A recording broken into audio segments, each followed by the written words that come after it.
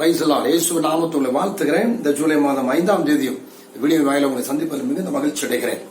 அன்பார்ந்த தேவனுடைய பிள்ளைகளை, இன்றைக்கு ஒரு முக்கியமான காரியத்தை நாம் தியானிக்க போகிறோம். ஏனென்றால் அநேக சம்பவங்களுக்கு காரியங்களுக்கு பதில் கிடைக்காமல் இல்லை என்று சொன்னால் அதை குறித்து உணராமலும் இந்த கிறிஸ்துவ சமுதாயம் வாழ்ந்து கொண்டிருக்கிறது. நன்கு புரிந்து கொள்ளுங்கள். முதலாவது, கர்த்தருக்காக வைராக்கியமாய் ஊழியம் செய்து கொண்டிருக்கிற ஒரு தேவ மனுஷன், கர்த்தருக்காக ஊழியம் செய்து கொண்டிருக்கிற தேவ மனுஷனுடைய வாழ்க்கையில திடீரென்று ஒரு சத்துரு எழும்பி அவனுக்கு விரோதமாய் செயல்படுகிற அனுபவம் ஒன்று. அதாவது கிறிஸ்துவின் சுவிசேஷத்தை பிரசங்கிப்பது நிமித்தம் ஏற்படுகிற சத்துரு வேறு. அன்று புரிந்து கொள்ள வேண்டும். கிறிஸ்துவின் சுவிசேஷத்தை பிரசங்கிப்பது நிமித்தம் ஏற்படுகிற சத்துரு, அதற்கு விரோதமாய் எழும்புகிற அடக்குமுறை, ஆட்சி முறை, இது வேறு. இது சத்துரு அல்ல, இது உபத்திரவம். ஆனால் கர்த்தருடைய ஊழியத்தை செய்து கொண்டிருக்கிறோம். ஊழியத்துக்கும் நமக்கும் சம்பந்தம் இல்லாத நிலைமையில சகோதரருக்குள்ளிருந்து, உறவுக்குள்ளிருந்து, அதாவது கிறிஸ்துவ சமுதாயத்துக்குள்ளிருந்து ஒரு சத்துரு எழும்புகிறான். ஏன்? இரண்டாவதாக, ரட்சிக்கப்பட்டு அபிஷேகம் பண்ணப்பட்டு கர்த்தருக்காக வைராக்கியம் பாராட்டுகிற சமாதானமாய் வாழ்ந்து கொண்டிருக்கிற ஒரு குடும்பத்துக்குள் திடீரென்று ஒரு சத்துரு ஏன் எழும்புகிறான் தனிப்பட்ட வாழ்க்கையில்.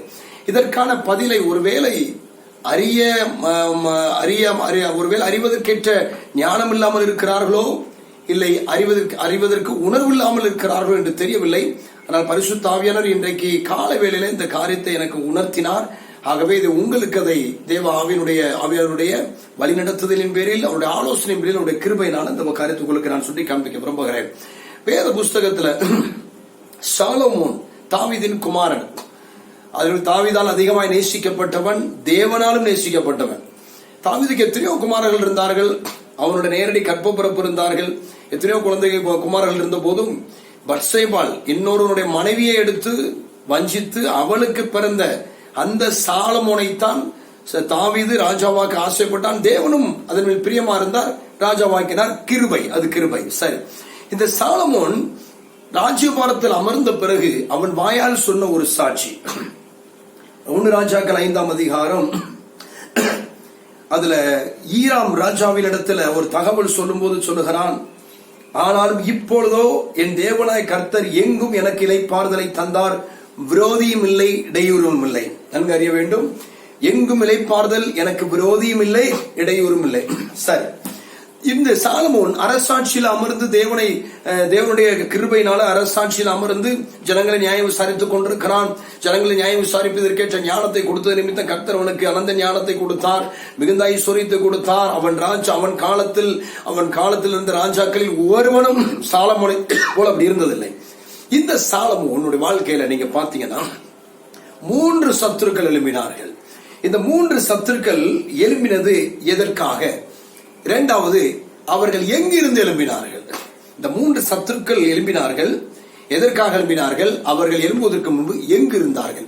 இளைப்பாறுதலை கட்டளையிட்ட தேவன், ஒரு சமாதானத்தை கட்டளையிட்ட தேவன், எங்கும் விரோதி இல்லை என்று சொல்லக்கூடிய அளவுக்கு வாழ்ந்த இந்த சாலமோனுடைய வாழ்க்கையில சத்துரு எழும்புவதற்கு மிக முக்கியமான காரணம், அதை முதலாவது சொல்லிவிடுகிறேன். அவன் தேவனுக்கு பிரியமில்லாத காரியத்தை செய்ய ஆரம்பித்தான். என் அன்பார்ந்த தேவ ஊழியனே, என் அன்பார்ந்த தேவ பிள்ளையே, உனக்கு சத்துரு என்று ஒருவன் எழும்புவான், ஆனால் அதற்கு காரணம் இன்னொரு மனிதனை குற்றம் சுமத்தாதே, இன்னொரு மனிதன் மேல் பழிச்சொல் போடாதே, பிசாசின் மேல் பழிச்சொல் போடாதே. தேவனுக்கு பிரியமில்லாத ஒரு காரியம். சாலமோன் கர்த்தர் அனந்த ஞானத்தை கொடுத்து அவனை வைத்திருந்தார். ஆனால் அவர் சொன்னார், அந்நிய தேவர்களுடைய பக்கமும் இருதயம் சாய்ந்து விடக் கூடாதபடி அந்நிய தேசத்தோடு சம்பந்தம் கலவாமல் இரு. ஆனால் அவன் அதை செய்யல. அவன் என்ன பண்றான்? அந்நிய தேசத்து ஜனங்களோட சம்பந்தம் ராஜாக்களோட சம்பந்தம் கலந்தான். அவனுடைய பிரதான மனைவி, அவன் தேசத்தின் இஸ்ரவேலின் சாம்ராஜ்யத்துடைய மகாராணி யார் தெரியுமா? எகிப்து தேசத்தை ஆண்ட பார்வோனின் குமாரத்தி. இப்ப அப்பவே ஸ்டார்ட் ஆயிடுச்சு. ஓகே, அதற்கு பிறகு 700 பிரபுக்கள் குலத்தில் இருந்து பெண்களை எடுக்கிறான்.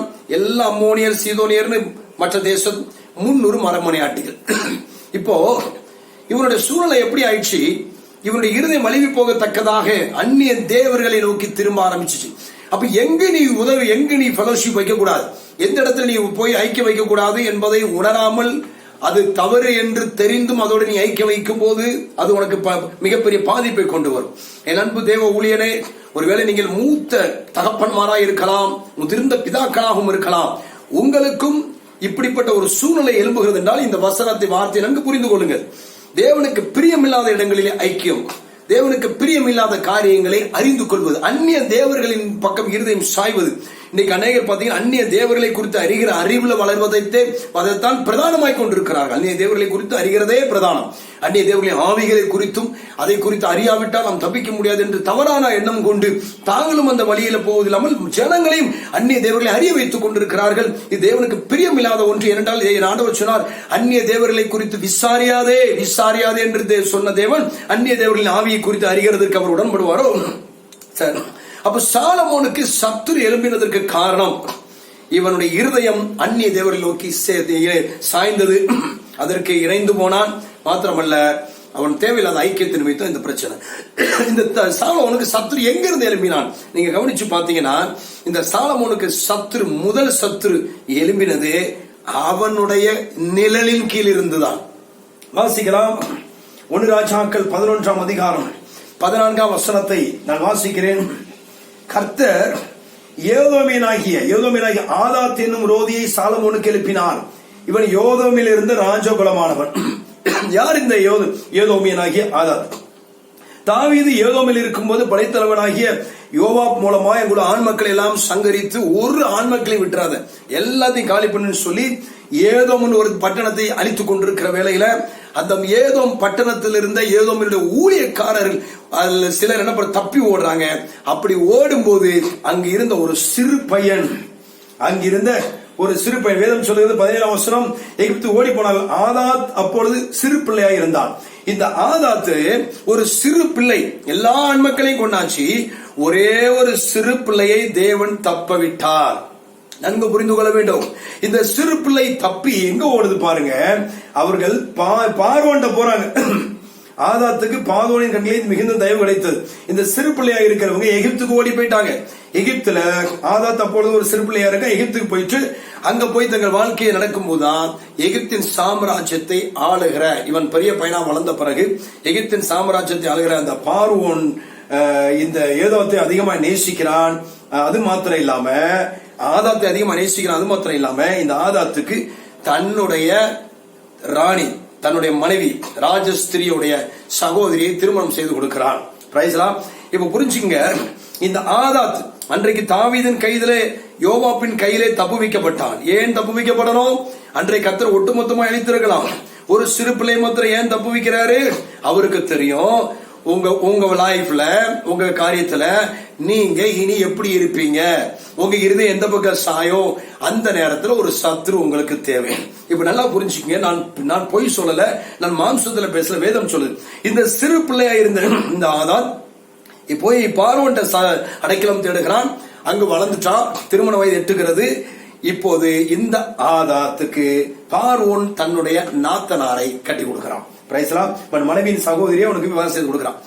இப்போ இஸ்ரவேல் சாம்ராஜ்யத்துல தாவீதும் யோவாப்பும் மரிச்சிட்டாங்கிற செய்தி கேட்ட உடனே இந்த ஆதாத் என்ன பண்றான் தெரியுமா? அவனுடைய சொந்த தேசத்துக்கு அவன் போறான். இப்ப அவன் பட்டணத்துக்கு தேசத்துக்கு போறான்.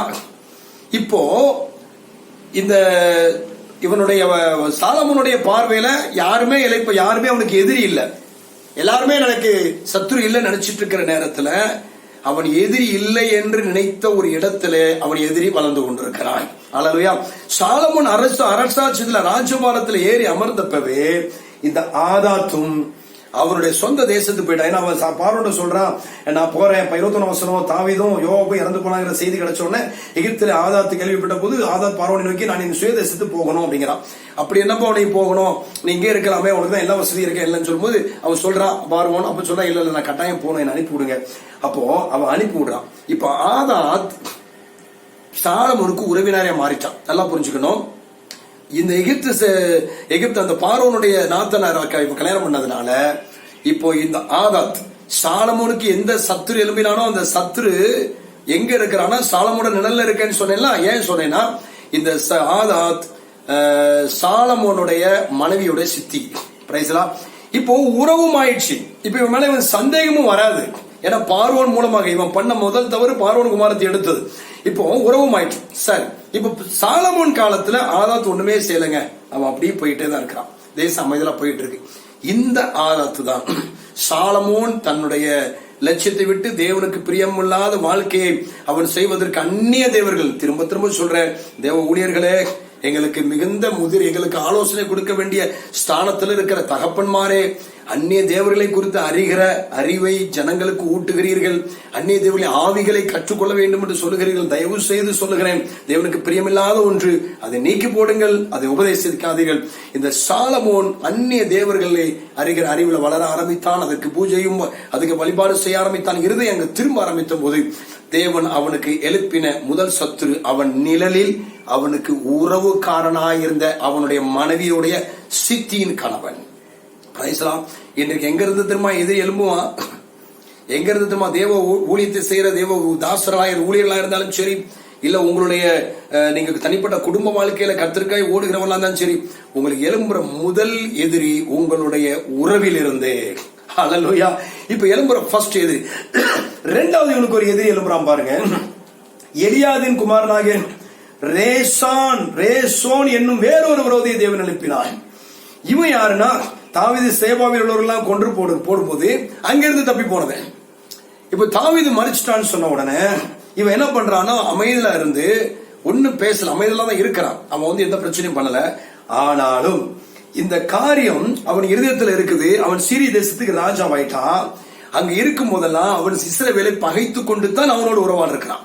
சீரிய தேசம் கூட சாலமோனுக்கு எதிரி அல்ல, ஆனால் அவன் இஸ்ரவேலை பகைத்து கொண்டு தான் இருக்கிறான். ஒரு வஞ்சகத்தோடு அவன் இருக்கிறான். ஆனால் தேவன் அவனை எழும்ப விட்டாமல் தடுத்திருந்தார். ஆனால் சாலமோனுடைய இருதயம் தேவையில்லாத ஐக்கியத்தோடு போனது. தேவையில்லாத காரியங்களை செய்த போது கர்த்தர் அவனையும் எழுப்பினார். ரெண்டு எதிரி. மூன்றாவது எதிரி, இவன் தான் மிக முக்கியமான எதிரி. இவன் தான் தேவனுடைய சமூகத்திலிருந்து உங்களை விலக்குகிற எதிரி. இந்த மூன்றாவது எதிரி எங்கிருந்து எழுப்பினான் தெரியுமா? சாலமோனுடைய இருதயத்திலிருந்து எழும்பினான். ஹல்லேலூயா. இல்ல, சாலமோன் இருதயத்திலிருந்து ஒரு எதிரி எழுப்ப முடியுமா? நல்லா கவனிங்க. சாலமோனுடைய வேலையாட்கள், அவனுடைய ஊழியக்காரர்ல எரேபியாம் என்கிற ஒரு மனிதன் இருக்கா. இவன் மிகுந்த பராக்கிரமசாலி. இவன் பராக்கிரமசாலியா இருந்ததுனால அவன் காரிய சமர்த்தனால வாலிபன் சாலமோன் கண்டு யோசேப்புடைய வம்சத்தாரை விசாரிக்கிறதுக்கு ஒரு ஊழியக்காரனாய் சாலமோன் நியமித்திருந்தான். இப்ப சாலமோனுடைய போக்கு சரியில்லாததுனால கர்த்தர் சாலமோனுடைய அப்புறம் ராஜ்யபாரத்தை பிடுங்கணும்னு பிளான் பண்ணிட்டார். அதுக்கு என்ன பண்ணார்னா, சாலமோனுடைய வேலைக்காரனாகிய எரேபியாமை தெரிந்து கொண்டார். எரேமியாவை தெரிந்து கொண்டு ஒரு தீர்க்கதரிசி மூலமாக அவனோடு பேசுகிறார். ஒரு சால்வை கொடுத்து 12 துண்டாய் கிழித்து 10 துண்டு அவன் கையில கொடுத்து, இவனுடைய சாலமோனுடைய ராஜ்யத்திலிருந்து 10 எடுத்து உனக்கு தர போறேன் தீர்க்கதரிசி மூலமா சொல்லிட்டார். இந்த காரியம் சாலமோனுடைய காதுக்கு எட்டியது. சாலமோனுடைய காதுக்கு எட்டின மாத்திரத்துல சாலமோன் என்ன செய்திருக்க வேண்டும்? தேவ பாதத்தில் விழுந்திருக்க வேண்டும். ஆண்டவரே, நான் தவறு பண்ணிட்டேன். ஆனா அவன் தவறு பண்ணல. ஏன்னு சொன்னா, அவனுக்கு இப்படி ஒரு விரோதி எழும்பிட்டானே. இப்ப அவன் எங்க இருந்து எழும்புறான் பாருங்க. அந்த சத்துரு எங்க இருந்து எழும்புறான்? அவனுக்கு கீழே, அவனுடைய அண்டர்ல, உறவுக்கு மேல உடன் இருந்த ஒருவன் வேலைக்காரன். இந்த சத்துரு எழும்பின உடனே இவன் சத்ருவா எழும்பல, இவன் தேவனால் தெரிந்து கொள்ளப்பட்டு விட்டான், தேவனால் அபிஷேகம் பண்ணப்பட்டுட்டான். இன்னும் சத்ருவா எழும்பல. அப்ப தனக்கு கீழே இருந்த ஒருவனை தேவன் தனக்கு அடுத்த ஸ்தானத்துக்கு தன்னுடைய ஸ்தானத்தை பிடுங்கி கொடுக்க தெரிந்து கொண்டுட்டாருன்னு சொன்ன மாத்திரத்துல சாலமோன் என்ன செய்திருக்கணும்? தேவனுடைய பாதத்தில் விழுந்திருக்கணும். தேவனுடைய பிள்ளைகளை தேவ சமூகத்துக்கு போயிருக்கணும். அவன் என்ன செய்தான் தெரியுமா? மூன்றாவது சத்துரு எங்கிருந்து எழும்பினது? இதயத்துல. என்ன சத்துரு? பொறாமை. பொறாமை. இப்ப இந்த சாலமோனுக்கு என்ன ஆயிடுச்சு? எரேமியாவை தெரிந்து கொண்டவன சாலமோனுக்கு பொறாமை வந்துட்டு, ஆஹா, இவன் நம்ம இருக்கும் போதே அப்படி பண்ணிட்டானே.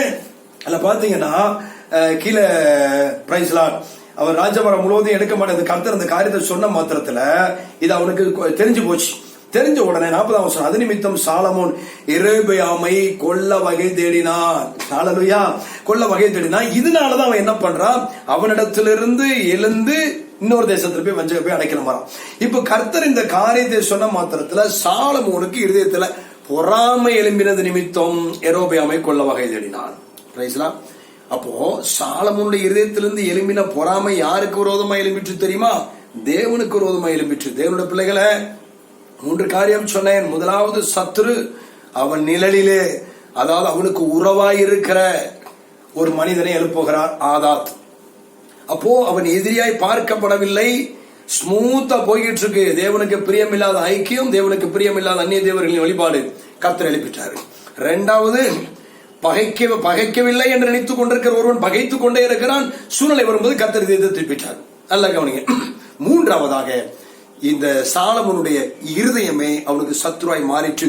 எப்படி சத்ருவாய்னா, அந்த பொறாமை என்கிற குணம் அவனுக்குள் எழும்பி, என்னுடைய ராஜ்ய பாரத்தை என் மகனுக்கு நான் கொடுக்கணும்னு வச்சிருக்கேன், அதை நீ எடுக்க நினைக்கிறியா, பொறாமப்பட்டு அவனை கொல்ல வகை தேடுகிறான். தேவனுக்கு விரோதமா எழுப்பிட்டான்.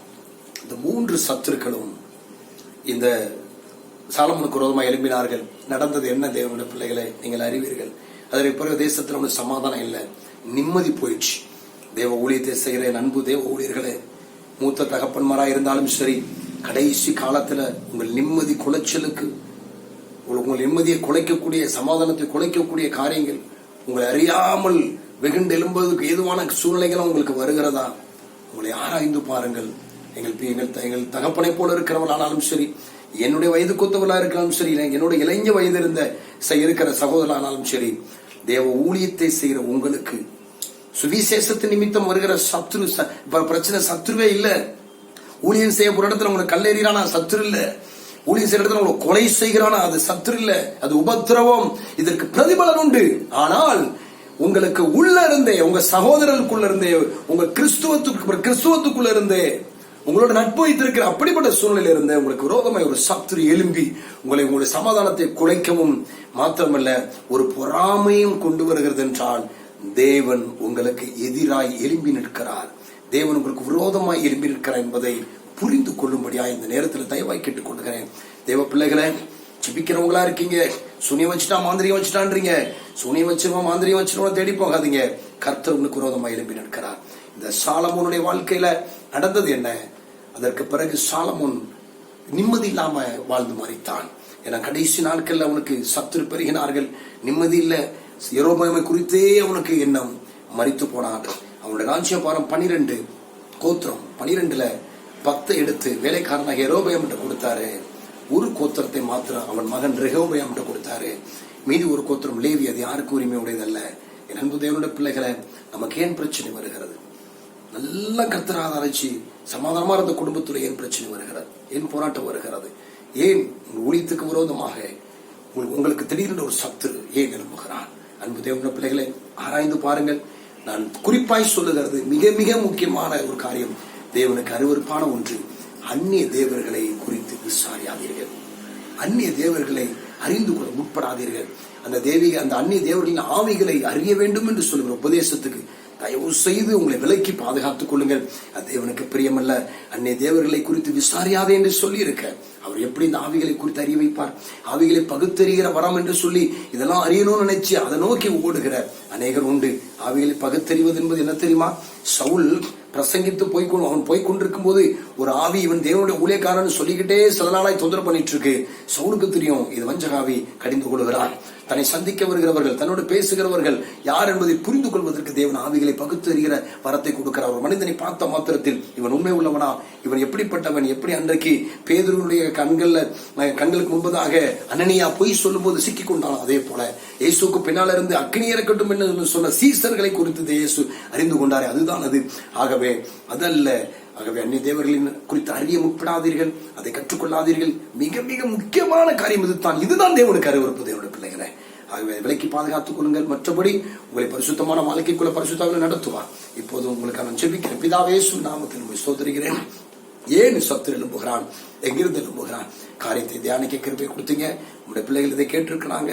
இனி அது ஊழியம் செய்கிற தேவனுடைய ஊழியர்களா இருந்தாலும் சரி, கர்த்தருடைய குடும்பத்தாரா இருந்தாலும் சரி, இந்த காரியங்களை அவர்கள் இனி அறிந்து ஆராய்ந்து, தகப்பனே தாங்கள் இனி காரியம் பிரச்சனை இப்படி வருகிறது என்று சொல்லும்போது இவர்கள் அதற்கு நேராய் போராடாமல், அதில் யுத்தம் செய்யாமல், பொறாமைப்பட்டு அவர்கள் விரோதமான காரியங்களை செய்யாமல் பாதத்தில் விழுந்து தங்களை ஆராய்ந்து பார்த்து சீர்திருத்திக் கொள்ள அனுக்கிரகம் பாராட்டும்.